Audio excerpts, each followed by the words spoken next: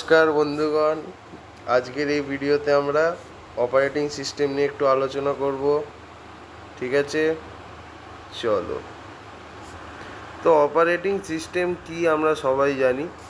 Operating system হচ্ছে basically, ধরো আমাদের এখানে আছে হার্ডওয়্যার, ঠিক আছে, আর এখানে আছে আমাদের সফটওয়্যার, ঠিক আছে। তো আমার কথা হচ্ছে, তুমি হার্ডওয়্যার আর সফটওয়্যারকে কি তুমি লিঙ্ক করতে পারবে?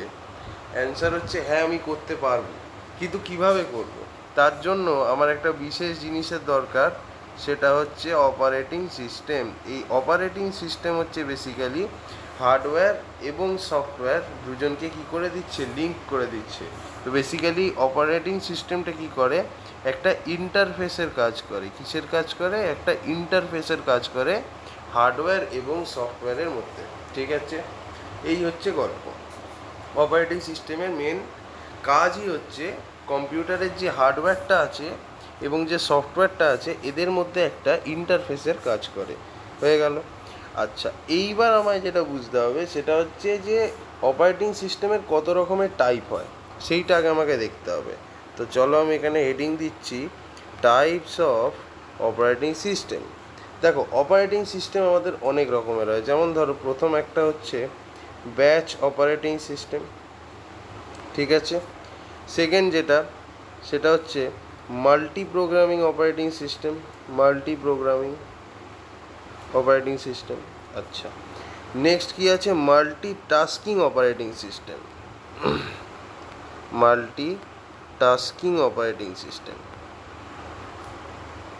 আচ্ছা, তারপর আছে multi processing operating system, multi processing operating system, ঠিক আছে।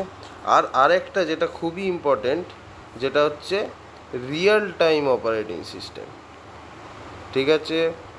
সো এই কটা রকমের টাইপস হয়, 1, 2, 3, 4, 5, ঠিক আছে। 5 রকমের অপারেটিং সিস্টেম তুমি দেখতে পাবে। শর্টে যদি মনে রাখতে হয়, তাহলে কিরমভাবে মনে রাখবে বলো তো? বি, আর 3খানা এম, এইভাবে মনে রাখতে হবে। Batch operating system, real time operating system, তারপর মাল্টিটাস্কিং, মাল্টি প্রসেসিং, আর একটা হচ্ছে মাল্টি প্রোগ্রামিং, ঠিক আছে। এই হচ্ছে বিভিন্ন অপারেটিং সিস্টেম, ঠিক আছে। এইবার আমরা ব্যাচ অপারেটিং সিস্টেম যেটা আছে সেইটার ব্যাপারে একটু আলোচনা করব, ঠিক আছে। ওকে, তো আমি হেডিং দিচ্ছি তোমার ব্যাচ অপারেটিং সিস্টেম বলে। যেটা দেখবো সেটা হচ্ছে ব্যাচ অপারেটিং সিস্টেম। ওকে, তো ব্যাচ অপারেটিং সিস্টেম, ঠিক আছে। ব্যাচ অপারেটিং সিস্টেম হচ্ছে the most primitive operating system, ঠিক আছে। অনেক পুরনো অপারেটিং সিস্টেম, ঠিক আছে, বহু পুরনো, সেই জন্য এটাকে আমি প্রিমিটিভ, হ্যাঁ পড়াচ্ছি। হ্যাঁ, তো এটা হচ্ছে তোমার মোস্ট প্রিমিটিভ অপারেটিং সিস্টেম, মানে এটা অনেক পুরনো অপারেটিং সিস্টেম, ঠিক আছে। এইখানে বেসিক্যালি কি হয় না, তোমার যে ইউজার আছে সে বেসিক্যালি ওর কি জব দরকার, সেই জবগুলোকে ও প্রিপেয়ার করে, ঠিক আছে, পাঞ্চ কার্ডের থ্রু দিয়ে, ঠিক আছে। তো ধরো এখানে একটা পাঞ্চ কার্ড মতো আছে, ঠিক আছে, এটা ধরে নিচ্ছি একটা পাঞ্চ কার্ড। এই ইউজারের যে জবসগুলো লাগবে, ঠিক আছে, ইউজারের যে জবসগুলো লাগবে, ধরো 5টা জব আছে, জব 1, জব 2, জব 3, জব 4 আর জব 5। 5খানা জব আছে। এই 5খানা জবকেই ও কি করে, পাঞ্চ কার্ডের মধ্যে প্রিপেয়ার করে নেয়, ঠিক আছে। এটা হচ্ছে first job, second job, third job, fourth job আর ফিফথ জব। পাঞ্চ কার্ডের মধ্যে প্রিপেয়ার করে নেয়। তারপর কি করে, এই যে পাঞ্চ কার্ডটাকে আছে, এটাকে ও কাকে জমা দেয়? ও জমা দেয় হচ্ছে এটাকে কম্পিউটার অপারেটরকে। কাকে জমা দেয়? কম্পিউটার অপারেটরকে। এই মজার জিনিস বুঝতে হবে। কম্পিউটার অপারেটরকে জমা দেয়। এবার অপারেটরের একটা কী কাজ হবে, এবার দেখো ইউজার তো একটা নয়, ইউজার তো অনেক কটা হতে পারে, ঠিক আছে। যেমন ধরো এবার আমি একটা জিনিস দেখাচ্ছি, ধরো শুধু একটা ইউজারই তো আর নিজের জবসগুলোকে পাঞ্চ কার্ডে ফেলে দেবে না। ধরো আমার কাছে একটা ইউজার ওয়ান আছে, তার একটা পাঞ্চ কার্ড, ঠিক আছে, ইউজার ওয়ান আছে, তার একটা পাঞ্চ কার্ড, তার মধ্যে ধরো একটা দুটো তিনটে চারটে জব আছে। ধরো ইউজার টু, এখানে আমি দেখাচ্ছি ইউজার টু, তার একটা পাঞ্চ কার্ড, তার মধ্যে ধরো কিছু জবস আছে। ইউজার থ্রি, ঠিক আছে, এই যে এটা, এরও একটা পাঞ্চ কার্ড আছে, ইউএস থ্রি বলে লিখছি, এক দুই তিন চার এরকম। ধরো ইউজার ফোর, এরও একটা পাঞ্চ কার্ড আছে, ঠিক আছে, এক দুই তিন চার, এর মধ্যেও চারটে জবস আছে। তো এরা সবাই কি করছে, কম্পিউটার অপারেটর সিও বলে লিখছি, জায়গা কম যেহেতু, এও তোর তোমার কম্পিউটার অপারেটরকে নিজের পাঞ্চ কার্ডটা দিচ্ছে, এও নিজের পাঞ্চ কার্ডটা কম্পিউটার অপারেটরকে দিচ্ছে, ঠিক আছে। এও তো নিজের জবটা কম্পিউটার অপারেটরকে দিচ্ছে এবং এও নিজের জবটা কম্পিউটার অপারেটরকে দিচ্ছে। এইবার একটা জিনিস ভালো করে বোঝো, এবার কম্পিউটার অপারেটর তো বিভিন্ন পাঞ্চ কার্ড পেয়ে গেল বিভিন্ন ইউজারের থেকে। এবার এই যে কম্পিউটার অপারেটর আছে, এ কি করবে, এ যে প্রত্যেকটা পাঞ্চ কার্ড পেলো, এবার কম্পিউটার অপারেটর কি করবে, এমনভাবে জবসগুলোকে শর্টিং করবে যেন একটা জায়গায় একই রকমের জবস থাকে। একই রকমের জবস মানে ধরো এখানে আমি লেটসে আমি বলছি যে এখানে টোটাল কটা জব আছে, ইউজার ওয়ানের চারটে জব, ইউজার টু এর চারটে জব, ইউজার থ্রি এর চারটে জব, ইউজার ফোরের চারটে জব, ঠিক আছে। তো ধরো এখানে তোমার টোটাল কটা জব আছে, ধরে নিচ্ছি টোটাল আমার 16টা জব আছে, ঠিক আছে, 16টা জব আছে। তার মধ্যে ধরে নিচ্ছি 10টা হচ্ছে আমার রিড অপারেশন পারফর্ম করতে হবে, আর 6টা আমার রাইট অপারেশন পারফর্ম করতে হবে। তো কম্পিউটার অপারেটর কি করবে, কম্পিউটার অপারেটর কি করবে, জবগুলোকে শর্ট করবে, ঠিক আছে, শর্ট করবে। তো শর্ট করে কীরকম বানাবে, ধরো যে 10টা রিড অপারেশন আছে সেটাকে এক জায়গায় রাখবে, ঠিক আছে। ধরো একটা দুটো তিনটে চারটে পাঁচটা ছটা সাতটা আটটা নটা 10টা, ঠিক আছে। তো আচ্ছা ধরো আমি এটাকে আর একটু সুন্দর করে করছি, তো এটাকে ধরো এরকমভাবে করলো, ধরো এটা পুরো রিড অপারেশনের জন্য বানানো হয়েছে, ঠিক আছে, একটা পার্টিকুলার। তো রিড অপারেশনের যে কটা জব আছে সেটাকে একটা জায়গায় করবে, 1 2 3 4 5 6 7 8 9 10 হলো। আর ধরো এই যে 6টা রাইট অপারেশন আছে সেগুলোকে আরেকটা জায়গায় করবে, ঠিক আছে, সেগুলোকে আরেকটা জায়গায় করবে। যেমন ধরো 1 2 3 4 5 6, তো এরকমভাবে ও শর্ট করবে। তারপর কি করবে, এইটা করার পরে কম্পিউটার অপারেটর কি করবে, এই যে এই জিনিসগুলোকে কি বলা হয়, ঠিক আছে, এই যে এক একটা জায়গাতে বিভিন্ন সেম টাইপের জবগুলোকে শর্ট করলো, এই জিনিসগুলোকে বলা হয় ব্যাচ। যেমন ধরো যখন টিউশন মাস্টার যখন ব্যাচ পড়ায়, ঠিক আছে, ধরো ক্লাস 11-এর ছেলেগুলোকে একসাথে পড়ায় বা ক্লাস 12-এর ছেলেগুলোকে একসাথে পড়ায়, তার মানে কি ওই ব্যাচে ক্লাস 11-এর ব্যাচে যে কটা ছেলে আছে সবাই ক্লাস 11-এ পড়ে এবং সবারই ওই সাবজেক্টটা আছে। সিমিলারলি ধরো ক্লাস 12-এর একটা ব্যাচ আছে, তার মানে ক্লাস 12-এ যে কটা ছেলে পড়ে ওর কাছে ক্লাস 12-এর ব্যাচের মধ্যে সবারই সেম সাবজেক্টটা আছে, রাইট। সো ওরকম আর কি। তো যাই হোক, এই ব্যাচের মধ্যে এগুলোকে সেম টাইপের জবগুলোকে শর্ট করে এবং তারপর কম্পিউটার অপারেটর কি করে, কম্পিউটার অপারেটর তারপর কি করে সেটা বুঝতে হবে। তারপর কম্পিউটার অপারেটর প্রসেসরকে এই জবসগুলোকে এই ব্যাচগুলোকে পাঠিয়ে দেয়, ঠিক আছে। এরকম ধরো যে কটা ব্যাচ আছে, ধরো ব্যাচ 1, তারপর ধরো ব্যাচ 2, তারপর ধরো ব্যাচ 3, এরকমভাবে যে কটা ব্যাচ আছে সব কটাকেই কিন্তু কম্পিউটার অপারেটর প্রসেসরের কাছে পাঠিয়ে দেয়, ঠিক আছে, একের পর এক 1 বাই 1, এইটা মাথায় রাখতে হবে, 1 বাই 1। এমন নয় যে সব কটা ব্যাচকে একসাথে পাঠিয়ে দিল, তাহলে তো মুশকিল আছে। এই জন্যেই তারপর প্রসেসরকে এই ব্যাচগুলো এক এক করে পাঠায়, ঠিক আছে। তারপর কি হয় এগুলো হওয়ার পরে 1 বাই 1 যখন প্রসেসরকে পাঠানো হয়, তারপরে প্রত্যেকটা মানে ব্যাচের মধ্যে এক একটা ব্যাচের মধ্যে যে সেম টাইপ অফ জবস আছে, ধরো এখানে ব্যাচ এইটা ফার্স্ট ব্যাচ, এর মধ্যে ধরো জব 1, জব 2, জব 3, এটা আগে পুরোটা একসাথে এক্সিকিউট হবে। তারপর সেকেন্ড ব্যাচে যাবে, সেকেন্ড ব্যাচে ধরো জব 4 আর জব 5 সেম টাইপের আছে, সেগুলো এক্সিকিউট হবে। তো এরকমভাবে আর কি হচ্ছে, ঠিক আছে? তো তার মানে বুঝতেই পারছো, সেম ব্যাচগুলোকে পাঠাচ্ছে এবং প্রসেসর ব্যাচ ওয়াইজ এক্সিকিউট করছে। মানে একটা ব্যাচকে এক্সিকিউট করলে ওই ব্যাচে যে কটা জব আছে সব কিন্তু তোমার কী হয়ে যাচ্ছে, এক্সিকিউট হয়ে যাচ্ছে। হলো? তো এই হচ্ছে গল্প। এর কিছু অ্যাডভান্টেজ আছে এবং কিছু ডিসঅ্যাডভান্টেজ আছে, তো আসো সেগুলো একটু দেখি, ঠিক আছে? সো প্রথমে অ্যাডভান্টেজ দিয়ে শুরু করি, পজিটিভ মাইন্ডেড সবসময় হতে হয়, রাইট? সো চলো প্রথমে অ্যাডভান্টেজ নিয়ে আমরা একটু আলোচনা করি, ঠিক আছে? অসুবিধা নেই তো? ওকে। তো দেখো, বেসিক্যালি এতে একটা কি হচ্ছে, টাইম সেভ হচ্ছে।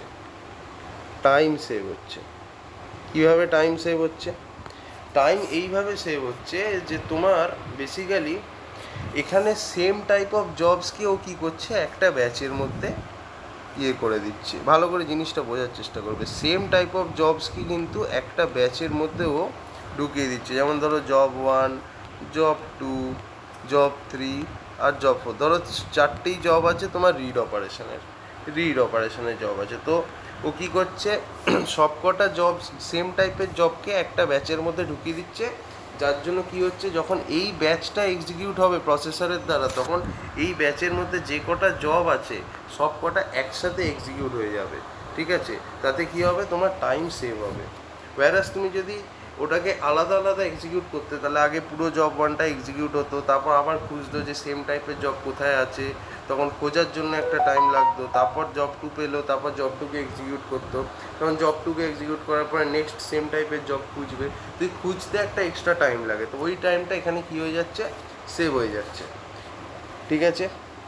তো এইটা আছে। আর ডিসঅ্যাডভান্টেজ আমি যদি বলি, ঠিক আছে, ভালো করে শুনবে এটা, যদি ডিসঅ্যাডভান্টেজ আমি বলি তাহলে কী হবে দেখো, এখানে তুমি কিন্তু প্রায়োরিটি সেট করতে পারবে না, ঠিক আছে? Can not set priority. কেন প্রায়োরিটি কেন সেট করতে পারবো না? বিকজ এখানে কি বলো তো, সব কটা সেম টাইপের জবকে একটা ব্যাচের মধ্যে যেহেতু তুমি গ্রুপ করে দিচ্ছ, তাই যদি সেম টাইপের জবের মধ্যে কোনো জব হায়ার প্রায়োরিটিরও হয়, তুমি সেটাকে হায়ার প্রায়োরিটি হিসেবে সেট করতে পারবে না। এটাই তোমার ব্যাচ অপারেটিং সিস্টেমের প্রবলেম। ধরো আমি একটু ভালোভাবে বোঝাচ্ছি জিনিসটা, ধরো আমি এখানটাতে বোঝাচ্ছি, ঠিক আছে? তো ওকে, সো 1 মিনিট, ব্যাপারটা বুঝবে কি বলতে চাইছি। ধরো আমার যে ব্যাচটা আছে, আমি এটা অন্য কালারে করি, হ্যাঁ, ধরো আমাদের যে ব্যাচটা আছে এর মধ্যে কিছু জবস আছে, ধরে নাও জব 1, জব 2, জব 3, জব 4 আর জব 5, ধরো 5খানা জব আছে। এবার আমি যে কোনোভাবে জানতে পারলাম যে জব 3 প্রায়োরিটিটা হায়েস্ট প্রায়োরিটি, ঠিক আছে? সব থেকে বেশি প্রায়োরিটি হচ্ছে জব 3-এর, তারপরে হচ্ছে জব 4-এর তার থেকে একটু কম প্রায়োরিটি, তারপর হচ্ছে জব 5-এর কম, তার থেকে একটু কম, তারপর জব 2-এর তার থেকেও একটু কম, আর জব 1-এর লোয়েস্ট প্রায়োরিটি, ঠিক আছে?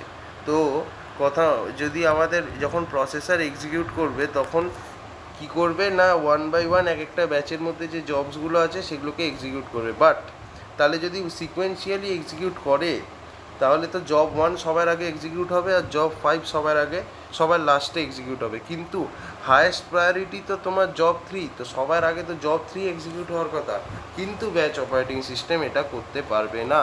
সেই কারণে তোমার প্রবলেমটা কী হয়, যে তুমি প্রায়োরিটি যেহেতু সেট করতে পারবে না জবসের, সেই জন্য তোমার যেগুলো হায়ার প্রায়োরিটি প্রসেস সেটা যদি একদম ফার্স্টে থাকে তাহলে ভালো কথা, বাট সেটা যদি অ্যারেঞ্জ করার সময় যদি একদম লাস্টে চলে যায় হায়ার প্রায়োরিটি প্রসেস, তো তোমার কিছু করার নেই। কেন কি এখানে জবসগুলো সিকোয়েন্সিয়ালি এক্সিকিউট হয়, মানে প্রথমে জব 1 এক্সিকিউট হবে, তারপর জব 2 এক্সিকিউট হবে, তারপর 3, তারপর 4, তারপর 5, সো এইভাবে যাবে, ঠিক আছে? আচ্ছা, আরেকটা জিনিস মাথায় রাখতে হবে, আউটপুট কিন্তু তুমি একবারে পাবে না। আউটপুট তুমি কিভাবে পাবে আমি বলে দিচ্ছি। তোমার যদি জব 1 এক্সিকিউট হয়ে যায় তাহলে তুমি আউটপুট পেয়ে যাবে সেটা কিন্তু নয়। তোমার জব 1 এক্সিকিউট হবে, জব 2 এক্সিকিউট হবে, job 3 execute, job 4 execute, job 5 execute. 5টা জব যখন পুরোপুরি এক্সিকিউট হবে তখনই কিন্তু তুমি আউটপুটটা পাবে, এছাড়া কিন্তু তুমি আউটপুট পাবে না। ঠিক আছে, সেই কারণে আমরা কিন্তু প্রায়োরিটাইজ করতে পারি না কোনো জবকে। ধরো যদি এই জবটা, ধরো জব যে 3টা এটা হায়েস্ট প্রায়োরিটি, এটা খুব আর্জেন্ট, এটা সবার আগে এক্সিকিউট করতে হবে, তো আমি কিন্তু সেটা এক্সিকিউট করতে পারবো না, কারণ আমি এখানে প্রায়োরিটি সেট করতে পারবো না। সেই জন্য তোমার সিকোয়েন্সিয়ালি যেহেতু এক্সিকিউট হবে, তাই আর যতক্ষণ না সব কটা জবস পুরোপুরি না এক্সিকিউট হবে ততক্ষণ কিন্তু আমি আউটপুট পাবো না। যেই জব 5 অবধি এক্সিকিউট হয়ে যাবে তারপর আমি আউটপুট পেয়ে যাব। আচ্ছা, এইটা একটা হতে, এতে আরেকটা প্রবলেম আছে। সেই প্রবলেমটা কি? সেই প্রবলেমটা হচ্ছে স্টারভেশন প্রবলেম। ঠিক আছে, সেখানে আরেকটা প্রবলেম আছে, প্রবলেমটা হচ্ছে কি স্টারভেশন প্রবলেম। তো আমি এখানে লিখে দিচ্ছি আরেকটা যে সেকেন্ড প্রবলেম যেটা, সেটা হচ্ছে তোমার স্টারভেশন প্রবলেম। তো স্টারভেশন প্রবলেম কি আসো সেটা একটু বুঝে নিই। দেখো, ধরো আমি কথার কথা বলছি যে জব 1 যেটা লোয়েস্ট প্রায়োরিটি সেটা এক্সিকিউট করতে অনেক বেশি সময় লেগে যায়। ঠিক আছে, ধরো জব 1টাকে এক্সিকিউট করতে তোমার, কথার কথা বলছি, 1000 মিলি সেকেন্ড টাইম নেয়। ঠিক আছে, হলো। জব 2টাকে এক্সিকিউট করতে ধরে নাও 900 মিলি সেকেন্ড টাইম নেয়। ঠিক আছে, জব 3টাকে এক্সিকিউট করতে ধরে নাও 100 মিলি সেকেন্ড টাইম নেয়। জব 4টাকে এক্সিকিউট করতে ধরে নাও 200 মিলি সেকেন্ড টাইম নেয়। আর জব 5কে এক্সিকিউট করতে ধরে নাও 500 মিলি সেকেন্ড টাইম লাগবে প্রসেসরের। তো এখানে কি হচ্ছে যে যেহেতু তোমার জব 1-এর সবথেকে বেশি টাইম লাগবে, তো ব্যাচ অপারেটিং সিস্টেমের কিছু করার নেই, বিকজ ও তো সিকোয়েন্সিয়ালি এক্সিকিউট করবে না প্রসেসগুলোকে। তো যখন জব 1টাকেও এক্সিকিউট করবে তখন ও অনেকটা টাইম নেবে কমপ্লিট করার জন্য। তখন কী হবে, বাকি যে প্রসেসগুলো আছে জব 2, জব 3, জব 4, জব 5, বাকি যে জবসগুলো আছে ওরা চুপচাপ বসে থাকবে, কারণ এটা তো মানে single operating system, single processor. তো যতক্ষণ না তোমার প্রথম জবটা পুরোপুরি না কমপ্লিট হবে ততক্ষণ অন্য কোনো জব এক্সিকিউট হবে না।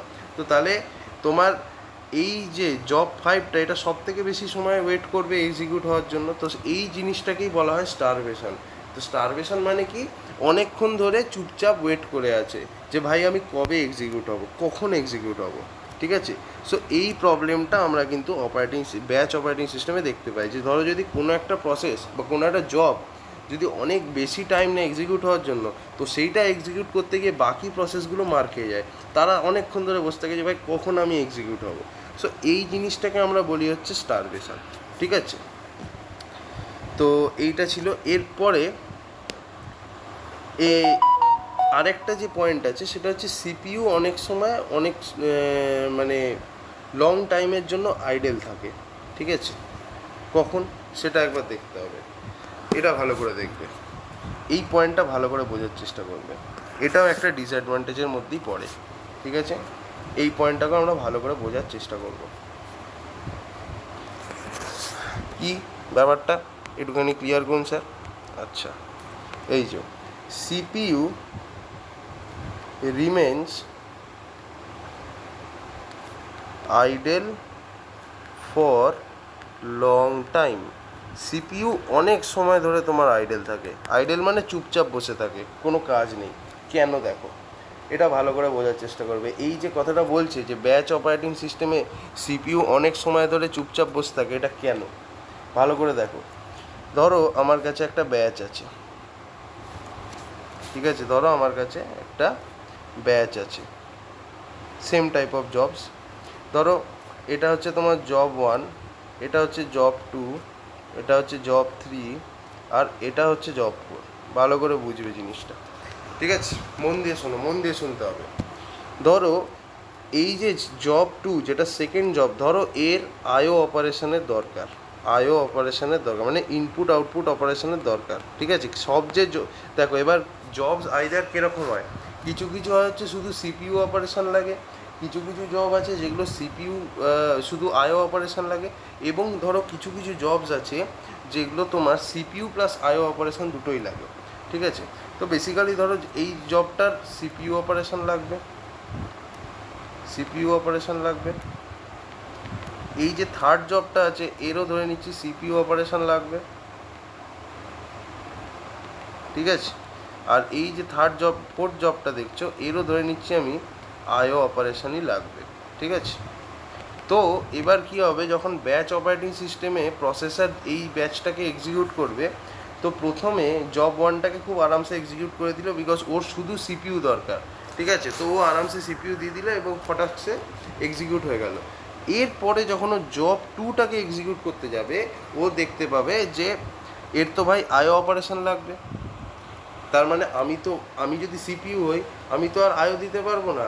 আইও অপারেশন করার জন্য তোকে আইওর কাছে পাঠাতে হবে। তো তখন সিপিইউ কী করবে, এই সেকেন্ড জবটাকে আইও ডিভাইসেসের কাছে পাঠিয়ে দেবে, যার জন্য যাতে ও আইও অপারেশনটা করতে পারে। এবার প্রবলেমটা কী হচ্ছে, যে আইও ডিভাইস যেগুলো আছে এগুলো খুব স্লো, ঠিক আছে, ভালো করে শুনবে। আইও যে ডিভাইসেসগুলো হয় এগুলো খুব স্লো হয়, এগুলো খুব তাড়াতাড়ি সিপিইউর মতো ফাস্ট কাজ করতে পারে না। সেই জন্য এই সেকেন্ড জবের আইও অপারেশন করতে অনেক বেশি টাইম লেগে যাবে, বিকজ আইও ডিভাইস খুব স্লো হয়, ঠিক আছে। এবার ব্যাচ অপারেটিং সিস্টেম কি বলছে না, যতক্ষণ না আমার এই জবটা না এক্সিকিউট হবে ততক্ষণ আমি কিন্তু অন্য কোনো জবকে এক্সিকিউট করতে পারবো না। যদিও তার পরের জবটা সিপিইউ অপারেশন দরকার, বাট স্টিল আমি সিপিইউ দিতে পারবো না ওকে, বিকজ আমার যে কারেন্ট যে জবটা যেটার আইও অপারেশন দরকার সেটা পুরোপুরি এক্সিকিউট হয়নি। যতক্ষণ না পুরোপুরি না এক্সিকিউট হবে ততক্ষণ আমি অন্য জবে হাত দিতেই পারবো না। তখন কি করবে, সিপিইউ চুপচাপ বসে থাকবে যে ভাই তুই কখন আয়োর কাজ করে আসবি, তারপরে আমি নিজের কাজটা শুরু করব, ঠিক আছে। তো অনেক টাইম ধরে ও ওয়েট করতে থাকে, ঠিক আছে। তো ওই জন্যেই সিপিইউ অনেক টাইম ধরে আইডেল থাকে, ঠিক আছে। এই হচ্ছে গল্প। আচ্ছা, আরেকটা কি আছে দেখো, আরেকটা পয়েন্ট আছে ডিসঅ্যাডভান্টেজের মধ্যেই পড়ে, সেটা কি আসো একটু দেখে নিই। এক মিনিট, এইখানটাতে দেখছি। আশা করি তোমরা আমি যা বলছি ভালোই বুঝতে পারছো। যদি বুঝতে কোথাও অসুবিধা হয় আমাকে অবশ্যই কমেন্ট সেকশনে জানাবে, আমি তোমাদের মানে বুঝিয়ে দেওয়ার চেষ্টা করব। নেক্সট পয়েন্ট দেখো, যেটা একটা ডিসঅ্যাডভান্টেজ আছে সেটা কি, সেটা হচ্ছে যে lack of interaction between the user and CPU, ঠিক আছে। তার মানেটা কি ভালো করে বোঝো, সিপিইউ এবং ইউজার যে কম্পিউটারটাকে ইউজ করছে তাদের মধ্যে কিন্তু কোনো ইন্টারাকশান নেই। কেন, ভালো করে বুঝবে, রিজনটা দেখবে, খুব ইম্পর্ট্যান্ট এটা আর খুব ইন্টারেস্টিংও। ধরো ইউজার যে জবসগুলো ও অ্যাসাইন করেছে, ঠিক আছে, সে ইউজার ধরো কিছু জবস ব্যাচ অপারেটিং সিস্টেমকে দিল। এবার ব্যাচ অপারেটিং সিস্টেম কী করলো, ব্যাচ তৈরি করলো, ঠিক আছে, সেম টাইপ অফ জবসের একটা ব্যাচ তৈরি করলো, ঠিক আছে। ধরো এটা একটা ব্যাচ, ধরো এর মধ্যে আছে জব 1, তারপর ধরো জব 2, তারপর ধরো জব 3, আর ধরো আর একটা আছে জব 4। দাঁড়া এক মিনিট, ঠিক আছে। এই চারটে জব নিয়ে একটা ব্যাচ তৈরি করলো, সবকটা সেম টাইপের জব।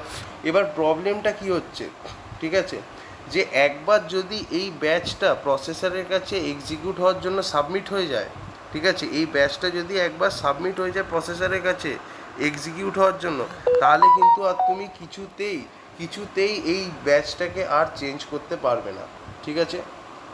তাহলে কিন্তু কোনো জবের সাথে ইউজার ইন্টারাক্ট করতে পারবে না। একবার তুমি যদি প্রসেসরের কাছে যদি এই ব্যাচটাকে সাবমিট করে দাও, তাহলে ইউজার কিন্তু আর কোনো জবসের সাথে ইন্টারাক্ট করতে পারবে না। এবার তোমার মাথায় কোশ্চেন আসতে পারে যে দরকার কি ইন্টারাক্ট করা, আমি তো যা করার করে তবেই তো দিয়েছি। লেটস সে কোনো একটা জবের কোনো ইউজার ইনপুটের দরকার, ঠিক আছে। এবার ইউজার ইনপুট কখন চাইবে, যখন জবটা এক্সিকিউট হবে, এক্সিকিউট করার সময় তো বুঝতে পারবে আচ্ছা এর তো ইউজার ইনপুট দরকার। তো তখন ইউজার ইনপুট মানে ইউজারের কাছে একটা এরকম মেসেজ শো করবে যে এন্টার সামথিং। কিন্তু ব্যাচ অপারেটিং সিস্টেম সেটা অ্যালাউ করে না, ঠিক আছে। Once a job is submitted to the processor, ঠিক আছে, then that job cannot interact with the user. তার যদি ওই জবের কোনো ইউজার ইনপুটের দরকার হয়, ধরো জব 1-এরই ইউজার ইনপুটের দরকার, তো সে কিন্তু সেটা নিতে পারবে না ইউজারের কাছ থেকে, বিকজ একবার তুমি যে পাঠিয়ে দিয়েছো আর তুমি কিছু করতে পারবে না। তো এই জন্যে যদি কোনো একটা জবের ইউজার ইনপুটের দরকার হয়, তাহলে কিন্তু সে কিছুই করতে পারবে না। ঠিক আছে, তো তাহলে এবার ও কী করবে? তো তাহলে এবার ওকে ওয়েট করতে হবে। ঠিক আছে, কতক্ষণ ওয়েট করতে হবে? যতক্ষণ না ব্যাচের অন্য জবসগুলো এক্সিকিউট না হয়ে যায়। ঠিক আছে, ধরো যদি জব 1-এর ইউজার ইনপুট লাগে, ইউআই বলে লিখে দিলাম, তো ওকে পুরোপুরি ওয়েট করতে হবে যতক্ষণ না জব 2, ধরো কথার কথা বলছি যে জব 1-এরই ইউজার ইনপুটের দরকার, তো ও কিচ্ছু করতে পারবে না যতক্ষণ না জব 2 পুরোপুরি না কমপ্লিট হবে, জব 3 পুরোপুরি না কমপ্লিট হবে, আর জব 4 পুরোপুরি না কমপ্লিট হবে, ততক্ষণ জব 1 ইউজার ইনপুট নিতেই পারবে না। এর জন্য কি হচ্ছে? এক্সিকিউশন টাইমটা, মানে একটা গোটা ব্যাচের এক্সিকিউশন টাইমটা কিন্তু চচ্চর করে বেড়ে যাচ্ছে। ঠিক আছে, বিকজ ও তো ঝামেলা করবে না, তো এক্সিকিউশন টাইম যেটা তোমার হয় সেটা কিন্তু বেড়ে যায়। ঠিক আছে, তো এইটা একটা প্রবলেম। সো এই কটা প্রবলেম আছে তোমার ব্যাচ অপারেটিং সিস্টেমে। ঠিক আছে, আশা করি তোমরা সবাই বুঝতে পেরেছো। তো এর পরের ভিডিওতে কি আমি এর পরেই যেটা দেখাবো সেটা হচ্ছে যে তোমার কি বলে প্রসেস স্টেট ডায়াগ্রাম। ঠিক আছে, প্রত্যেকটা প্রসেসের একটা স্টেট ডায়াগ্রাম হয়, যেটা যে কোনো প্রসেসকে ফলো করতে হয়। তো সেই স্টেট ডায়াগ্রামটা নিয়ে এবার আমি আলোচনা করব। আশা করি তোমরা ব্যাচ অপারেটিং সিস্টেম পুরোপুরি বুঝতে পেরেছো কী হয় না হয়। তো তোমার যদি অসুবিধা হয় কোথাও বুঝতে, তো অবশ্যই আমাকে কমেন্ট সেকশনে জানিও, আমি অবশ্যই রিপ্লাই দেবো, টেনশন করো না। আর এই হচ্ছে গল্প। এবার চলো স্টার্ট করছি তোমার প্রসেস স্টেট ডায়াগ্রাম। ঠিক আছে, বা প্রসেস স্টেট ডায়াগ্রাম বোঝার আগে আমাকে এই জিনিসটা ভালো করে বুঝতে হবে যে প্রসেস স্টেট কী, তারপর তো ড্রয়িং বানাও। ড্রয়িং তো যে কোনো সময় বানানো যায়, সেটা নিতে কোনো অসুবিধা নেই। ভালো করে দেখবে আমি কী বলছি। ওকে, সো এবার যে টপিকটা নিয়ে আমরা শুরু করব সেটা হচ্ছে প্রসেস স্টেট। ঠিক আছে, প্রসেস স্টেট।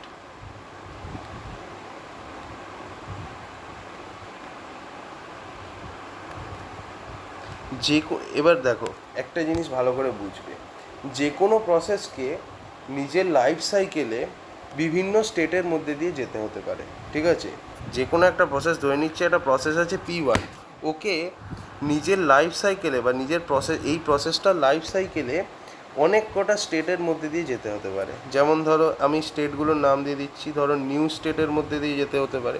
চিন্তা নেই, আমি সব কটাই বোঝাবো, চিন্তা করার কোনো দরকার নেই, জাস্ট তুমি আপাতত আন্ডারস্ট্যান্ডিংটা নিয়ে নাও। নিউ স্টেট বলে একটা স্টেট হয়, তার মধ্যে দিয়ে যেতে হয়। তারপর রেডি স্টেটের মধ্যে দিয়ে যেতে হয়। ঠিক আছে, এরপরে আরও একটা স্টেট হয়, সেটা হচ্ছে সাসপেন্ডেড রেডি স্টেট। ঠিক আছে, আচ্ছা, তারপর হচ্ছে ওয়েট স্টেট, যেটাকে অনেকে আবার ব্লক স্টেটও বলে। ঠিক আছে, আচ্ছা, তারপরে সাসপেন্ডেড ব্লক স্টেট।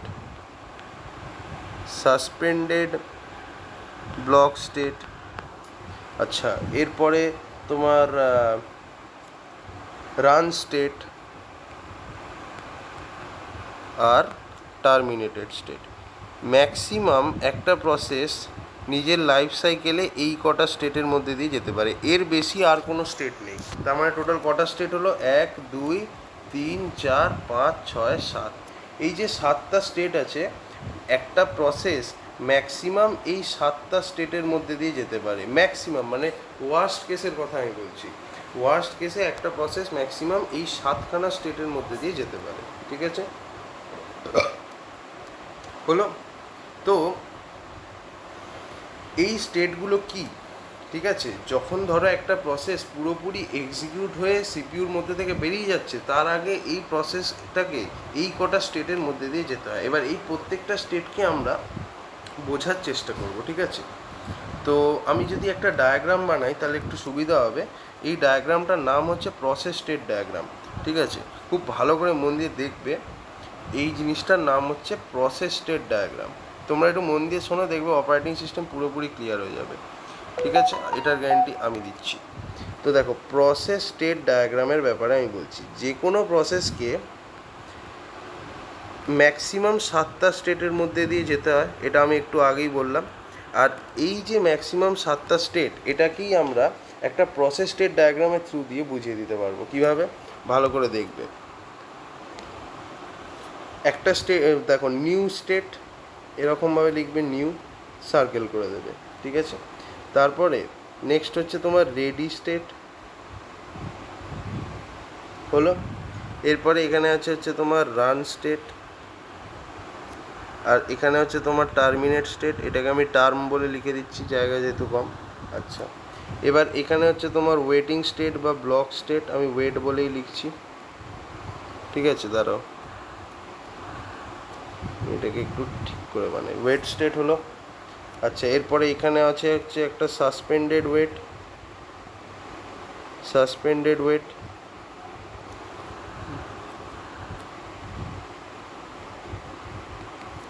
ঠিক আছে, সাসপেন্ডেড ওয়েট একটা হয়। আচ্ছা, আর কি হয়? Suspended ready state, suspended ready state, হলো।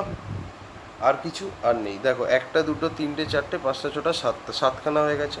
এবার দেখো, রেডি স্টেট আর রানিং স্টেটের মধ্যে কিন্তু বারবার মানে চেঞ্জ হতে পারে, ঠিক আছে। এই চেঞ্জ হওয়াটাকে মানে একবার ধরো রেডি স্টেট থেকে রানিং স্টেটে গেল, আবার ধরো তোমার রেডি স্টেটে এলো, আবার রানিং স্টেটে গেল, তো এই জিনিসটা হতে পারে। সিমিলারলি রানিং স্টেট থেকে ওয়েট স্টেটে যেতে পারে, ওয়েট স্টেট থেকে তোমার একটা প্রসেস রেডি স্টেটে আবার যেতে পারে, রেডি হয়ে গেল এক্সিকিউট করার জন্য। আবার সিমিলারলি রেডি স্টেট থেকে আবার সাসপেন্ডেড রেডি স্টেটেও যেতে পারে, সাসপেন্ডেড রেডি স্টেটে যেতে পারে, আবার সাসপেন্ডেড রেডি স্টেট থেকে আবার রেডি স্টেটে ফিরে যেতে পারে, ঠিক আছে। সিমিলারলি ওয়েট স্টেট থেকে সাসপেন্ডেড ওয়েট স্টেটে যেতে পারে, আবার সাসপেন্ডেড ওয়েট স্টেট থেকে আবার ওয়েট স্টেটে ব্যাক করতে পারে, ঠিক আছে। সিমিলারলি রান স্টেট থেকে টার্মিনেটেড স্টেটে যেতে পারে, ঠিক আছে। তো এই যে ডায়াগ্রামটা যেটা আমি বানালাম, এই ডায়াগ্রামটাকে বলা হয় প্রসেস স্টেট ডায়াগ্রাম। এইবার একটা জিনিস ভালো করে তোমাকে দেখতে হবে, সেটা হচ্ছে যে যখন আমি একটা স্টেট থেকে আরেকটা স্টেটে চলে যাচ্ছি, এই জিনিসটাকে আমরা কি বলি। তো এটা ভালো করে বুঝতে হবে। স্পেসিফিক্যালি আমি যদি রেডি স্টেট থেকে রানিং স্টেটে চলে যাই বা আবার রানিং স্টেট থেকে রেডি স্টেটে চলে আসি, এই প্রসেসটার একটা পার্টিকুলার নাম আছে, নামটা জানতে হবে, সেটা হচ্ছে প্রিমশন, ঠিক আছে। এটাকে বলা হয় প্রিমশন। যদি একটা স্টেট থেকে আরেকটা স্টেটে যদি কোনো প্রসেস যায়, সেইটাকে বলা হয় প্রিমশন। তবে এটা শুধু রেডি স্টেট আর রানিং স্টেটের মধ্যেই ভ্যালিড, ঠিক আছে, আর কোথাও না। তার মানে রেডি স্টেট থেকে যদি আমি রানিং স্টেটে যাই, আবার আমি যদি রানিং স্টেট থেকে রেডি স্টেটে যাই, তো এটাকে আমরা বলি প্রিমড হওয়া। আবার ধরো যদি আমি রেডি স্টেট থেকে ওয়েটিং স্টেটে চলে যাই, সাসপেন্ডেড রেডি স্টেটে চলে যাই, আবার সাসপেন্ডেড স্টেট থেকে আবার রেডি স্টেটে চলে আসি, এটাকেও আমরা কিন্তু প্রিমশন বলতে পারি, ঠিক আছে। সো এই হচ্ছে ব্যাপার। এবার প্রত্যেকটা স্টেটের ব্যাপারে আমরা বুঝবো। তো প্রথমে সর্বপ্রথমে যেটা বুঝবো সেটা হচ্ছে নিউ স্টেট। তো আসুন নিউ স্টেটটার ব্যাপারে একটু বোঝা যাক, ঠিক আছে, চলো।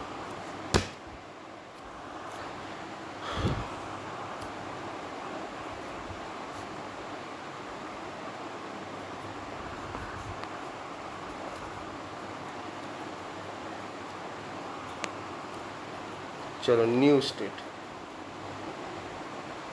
নিউ স্টেটের ব্যাপারে একটু বোঝা যাক, ঠিক আছে। নিউ স্টেট কাকে বলে দেখো, ডেফিনেশনটা দেখো, তারপর এর মানেটা আমরা বুঝবো, ঠিক আছে। A process is said to be in new state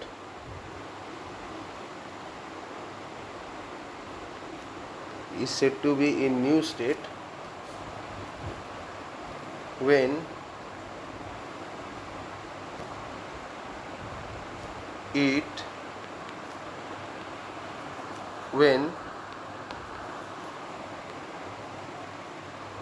দাঁড়া, এখানে এই পোর্শনটুকু বুঝতে হবে। when a program present in the second memory, second বলছি দূর, secondary memory comes into the primary memory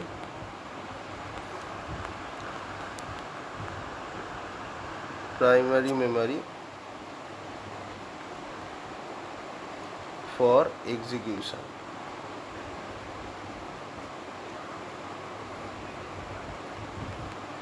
ঠিক আছে, সো এবার ব্যাপারটা বুঝো। আমরা এই জিনিসটা জানি যে যে কোনো প্রোগ্রাম, কোনো জিনিস আনক্লিয়ার রাখলে হবে না। ধরো যে কোনো একটা প্রোগ্রাম, ধরো প্রোগ্রাম বলে আমি লিখলাম, এটা বেসিক্যালি কি, it is a collection of processes. ধরো এখানে একটা প্রসেস আছে P1, তারপর ধরো একটা প্রসেস আছে P2, তারপর ধরো একটা প্রসেস আছে P3, তিনখানা ধরো প্রসেস আছে। এই তিনটে প্রসেস মিলিয়ে আমি একটা প্রোগ্রাম বানাচ্ছি। তো বেসিক্যালি যদি কোনো একটা প্রোগ্রাম তোমার সেকেন্ডারি মেমোরি থেকে প্রাইমারি মেমোরিতে আসে, তার মানে সেই প্রোগ্রামের মধ্যে যে প্রসেসগুলো আছে সেই প্রসেসগুলো সেকেন্ডারি মেমোরি থেকে প্রাইমারি মেমোরিতে আসছে। ঠিক আছে, তুমি যদি একটা ব্যাগকে নিয়ে আসো কোনো একটা জায়গা থেকে কোনো একটা জায়গায় পাঠাও, তার মানে ব্যাগের মধ্যে যে জিনিসগুলো আছে সেগুলো সেই জায়গা থেকে অন্য জায়গায় আসছে। তো বেসিক্যালি যদি কোনো একটা প্রোগ্রাম তোমার সেকেন্ডারি মেমোরি, আমি সেকেন্ডারি বলে এরকমভাবে লিখছি, সেকেন্ডারি মেমোরি, ঠিক আছে, সেকেন্ডারি মেমোরি, আর এদিকে আমি লিখছি প্রাইমারি মেমোরি। ঠিক আছে, প্রাইমারি মেমোরি। কোনো একটা প্রোগ্রাম যদি তোমার সেকেন্ডারি মেমোরি থেকে প্রাইমারি মেমোরির মধ্যে চলে আসে, তার মানে সেই প্রোগ্রামের সাথে যে প্রসেসগুলো আছে প্রোগ্রামের মধ্যে, সেই প্রসেসগুলো তোমার সেকেন্ডারি মেমোরি থেকে প্রাইমারি মেমোরিতে আসছে। তো এই স্টেটটাকেই বলা হয়, তখনই আমি বলতে পারবো যে একটা প্রসেস নিউ স্টেটে অ্যারাইভ হয়েছে। তার মানে যখন সেই প্রসেসটা সেকেন্ডারি মেমোরি থেকে তোমার প্রাইমারি মেমোরির মধ্যে আসছে, তখন আমরা বলতে পারি that process has entered in the new state. ঠিক আছে, এবার প্রাইমারি মেমোরিতে আসার পরে কি হবে, প্রাইমারি মেমোরিতে আসার পরে প্রসেসটার এক্সিকিউশনের প্রক্রিয়াটা চালু হবে। যতক্ষণ না কোনো প্রসেস প্রাইমারি মেমোরিতে না আসছে ততক্ষণ তার এক্সিকিউশন হওয়া সম্ভব না। নেক্সট হচ্ছে রেডি স্টেট। চলো রেডি স্টেটের ব্যাপারে একটু দেখি।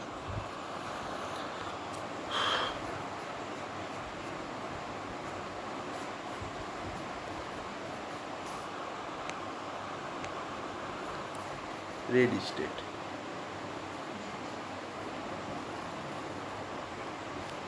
Ready state. চলো রেডি স্টেট কখন হয় দেখো।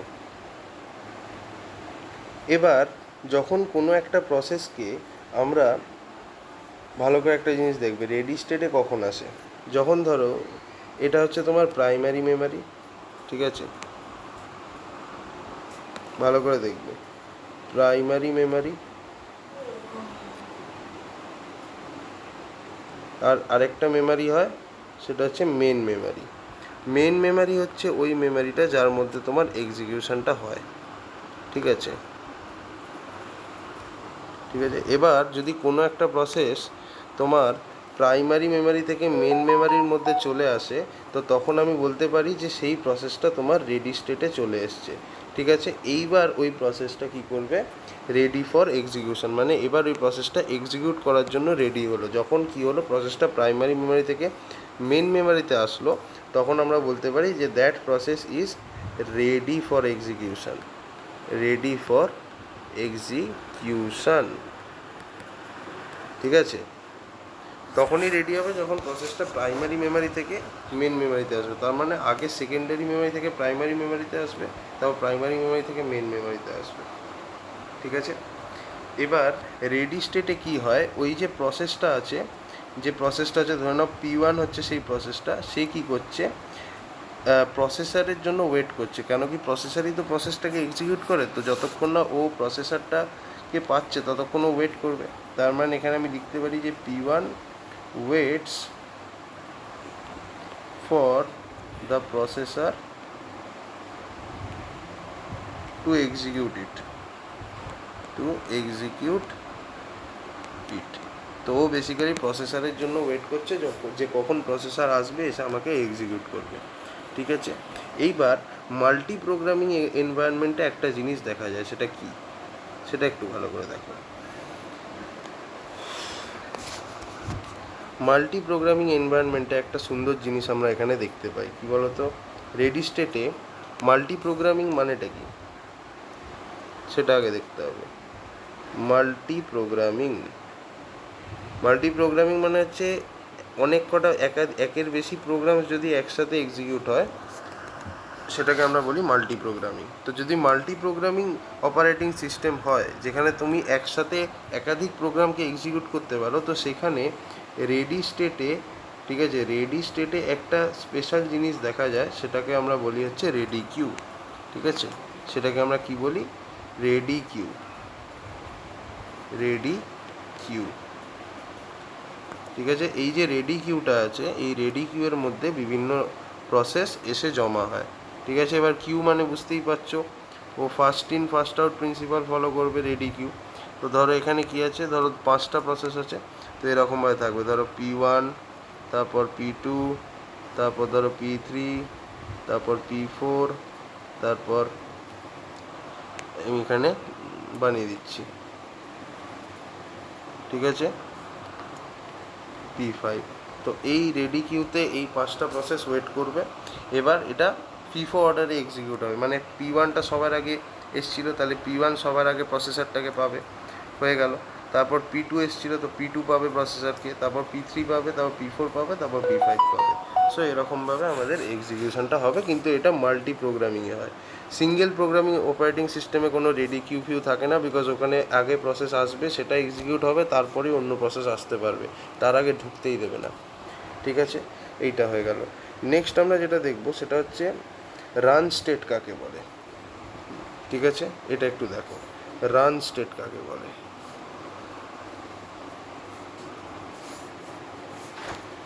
রান স্টেট কাকে বলে, এক মিনিট, রান স্টেট ভালো করে দেখবে, এটা রান স্টেট। তো এর পরের যে স্টেটটা, মানে রেডি স্টেটের পরের স্টেটটাকেই আমরা বলি হচ্ছে রান স্টেট। তো বেসিক্যালি একটা প্রসেস তোমার রেডি স্টেট থেকে রান স্টেটে কখন যায়, এখানে আমি ধরো রেডি স্টেট লিখলাম, রেডি স্টেট। এবার এর থেকে এ রান স্টেটে কোনো একটা প্রসেস, ধরো P1 প্রসেসটারই কথা বলছি, তো এ রেডি স্টেট থেকে রান স্টেটে কখন যায়, যখন যখন কি যখন প্রসেসর সিপিইউ পেয়ে যায় তখনই তো রান, মানে দেখো পাতি কথা হচ্ছে, যখন প্রসেসর কখন এক্সিকিউট হবে, যখন ও সিপিইউটা পেয়ে যাবে। প্রসেসটা যতক্ষণ না সিপিইউ না পাবে ততক্ষণ তো আর এক্সিকিউট হবে না। তো যেই প্রসেসটা সিপিইউ পেয়ে যাবে তখনই তো প্রসেসটা রান করা শুরু করবে। তো তাহলে আমি এখানে লিখে দিচ্ছি যে when process gets the CPU for execution, then it reaches run state। তার মানে যতক্ষণ না ও এক্সিকিউশনের জন্য সিপিইউটাকে না পাচ্ছে ততক্ষণ ও কোনো দিনই রেডি স্টেট থেকে রান স্টেটে যেতে পারবে না। যেই সিপিইউ অ্যাসাইন করে দেবে প্রসেসটাকে তখনই ও রেডি স্টেট থেকে কোথায় চলে যাবে, রান স্টেটে চলে যাবে। ঠিক আছে, এইবার নেক্সট আমরা যেটা দেখব সেটা হচ্ছে তোমার নেক্সট স্টেট যেটা, সেটা হচ্ছে টার্মিনেট স্টেট। ঠিক আছে, টার্মিনেট স্টেটের ব্যাপারে একটু আমাকে দেখতে হবে। সো ভালো করে দেখবে এটা, হ্যাঁ, ইন্টারেস্টিং আছে। টার্মিনেট স্টেটের ব্যাপারে একটুখানি আলোচনা করব। ওকে ওকে, চলো। সো টার্মিনেট স্টেটের ব্যাপারে আমি যদি একটু বলি, তো দেখো একটা প্রসেস কখন তোমার রান স্টেট থেকে টার্মিনেট স্টেটে যায়। ঠিক আছে, রান স্টেট থেকে, ধরো একটা প্রসেস তোমার রান স্টেটে আছে, মানে ও সিপিইউ পেয়ে গেছে এক্সিকিউশনের জন্য। তো রান স্টেট থেকে কখন ও তোমার টার্মিনেট স্টেটে যাবে, তোমার তুমি একটু লজিক্যালি ভাবো, তোমার কি মনে হয় কখন যেতে পারে একটা প্রসেস রান স্টেট থেকে টার্মিনেট স্টেটে কখন যাবে? যদি সেই প্রসেসটা টার্মিনেট হয়ে যায়, মানে যদি তার কাজ সিপিইউ পুরোপুরি কমপ্লিট করে দেয়, তখনই তো রান স্টেট থেকে টার্মিনেট স্টেটে চলে যায়। তার মানে কি, যখন কমপ্লিট হবে, যখন একটা প্রসেস পুরোপুরি কমপ্লিটলি এক্সিকিউট হয়ে যাবে তখনই তো রান স্টেট থেকে টার্মিনেট স্টেটে যাবে। ঠিক আছে, তো এইবার যখন টার্মিনেট স্টেটের মধ্যে প্রসেসটা ঢুকে যাবে তখন কি হবে, প্রসেসের একটা পার্টিকুলার জিনিস থাকে, সেটা হচ্ছে পিসিবি। সেটাকে কি বলা হয়, প্রসেস কন্ট্রোল ব্লক। প্রত্যেকটা প্রসেসেরই একটা করে প্রসেস কন্ট্রোল ব্লক থাকে, মানে পিসিবি ছাড়া কোনো প্রসেস ডিফাইন্ডই হবে না। ঠিক আছে, প্রত্যেকটা প্রসেসের একটা প্রসেস কন্ট্রোল ব্লক থাকে। এটার ব্যাপারে আমরা আরও আলোচনা করব, বাট আপাতত এটা জেনে রাখো যে যখন কোনো একটা প্রসেস তোমার রান স্টেট থেকে টার্মিনেট স্টেটে চলে যায়, মানে যখন কমপ্লিট হয়ে যায়, তো সেই প্রসেসের যে নির্দিষ্ট প্রসেস কন্ট্রোল ব্লক যেটা থাকে সেটা কি হয়ে যায়, সেটা তোমার ডিলিট হয়ে যায়। সেটা তোমার কি হয়ে যায়, সেটা তোমার ডিলিট হয়ে যায়। যখন সেই প্রসেসটা পুরোপুরি কমপ্লিট হয়ে যায়, তো অবভিয়াসলি তার পিসিবি মানে তার প্রসেস কন্ট্রোল ব্লক রাখার কোনো মানে হয় না। তো সেই জন্য প্রসেসের যে পিসিবিটা আছে সেটা কি হয়ে যায়, ডিলিট হয়ে যায়। কে ডিলিট করে দেয়, অপারেটিং সিস্টেম। আচ্ছা, নেক্সট হচ্ছে ব্লক স্টেট। তো দেখো ব্লক স্টেটের ব্যাপারে আমি একটু বলার চেষ্টা করি তোমাকে, ঠিক আছে? তো একটু ব্লক স্টেটের ব্যাপারে একটু দেখে নাও যে ব্লক স্টেটটা কি। ওকে, তো দেখো ব্লক স্টেট,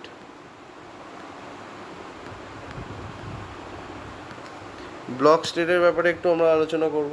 তো দেখো ব্লক স্টেট যেটা আছে এটা কখন হয়, তো দেখো একটা প্রসেস যেটা আছে সেটা তোমার রান স্টেট থেকে, রান স্টেট ধরো রান স্টেটে আছে মানে প্রসেসটা সিপিইউ পেয়ে গেছে, এখন প্রসেসটা এক্সিকিউট হচ্ছে, তো রান স্টেট থেকে ও ব্লক স্টেটে কখন যায়,